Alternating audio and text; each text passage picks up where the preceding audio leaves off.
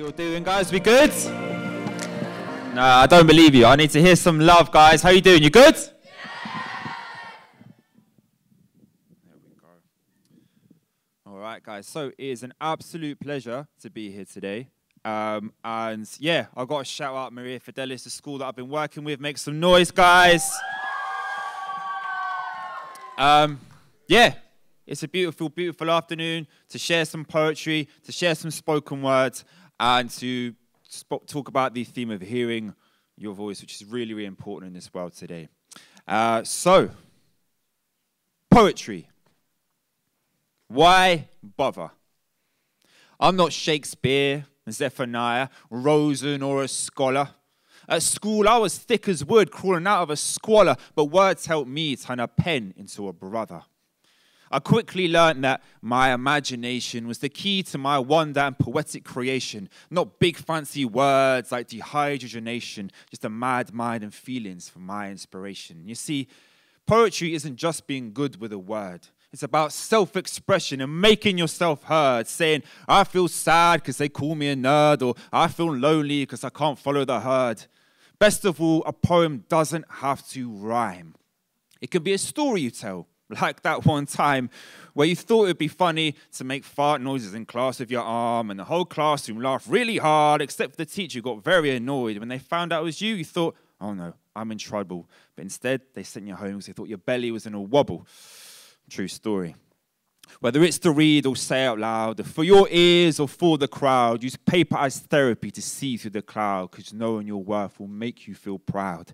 Feelings of power can teach us a lot, like steam that swirls and brews in a pot. But what can we do with these feelings we've got to stop them hurting and making us hot? It's time to express. It's time to speak out. Show the world who you are and what you're about. Your life is a canvas, your paint is a shout. There's no one like you if you believe without doubt. Find fun in the fear, feel the fire and the fright. No, life is not always about getting it right. You're unique and special, and when you know that, you might be here, standing here in the spotlight. Thank you, guys. Thank you. All right, so...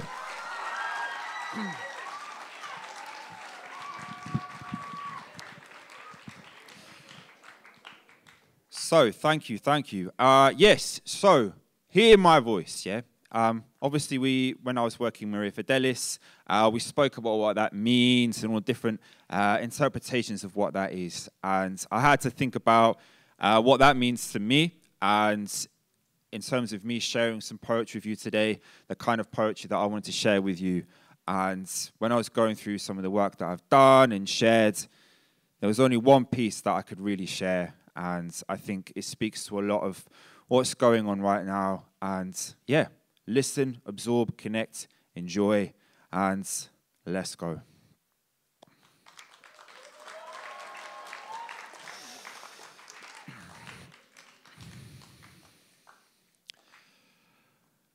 A ghost of dust floats over the trouble. Hands squeezed so hard by the children of rubble. Mad kings lie on their bed of blood that to us is a river, but to them is a puddle. So far away, yet it feels so loud that news you hear is just a drop from the cloud. The one we see fill the sky every day, so painfully grey that we just look down. Is there a place on the map where anyone's free? A crevice of silence that's filled with lights, an island of peace that floats in the sky, space so pure, safety's not a fight. Do I have the right to give insight, or am I just saying these words to keep my mind quiet? The dialogue's there, so I'll give it a try. I'll grab that door handle and pull it down, and step into a room of broken dolls, charred wires, melted walls, and forgotten fires. A taste of metal sitting on the tongue, absorbing all senses and desires. Do not pariah what transpires from the holiest mountain to the lowliest liars. We're all connected when fear never tires. We're all neglected when peace has no bias.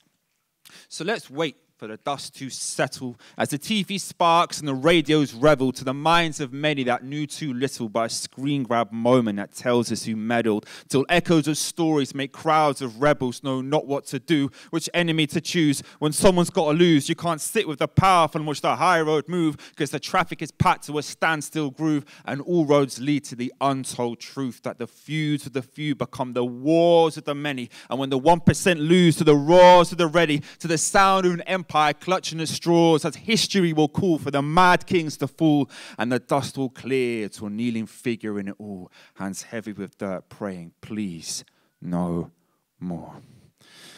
Thank you so much, guys. Thank you, thank you, thank you.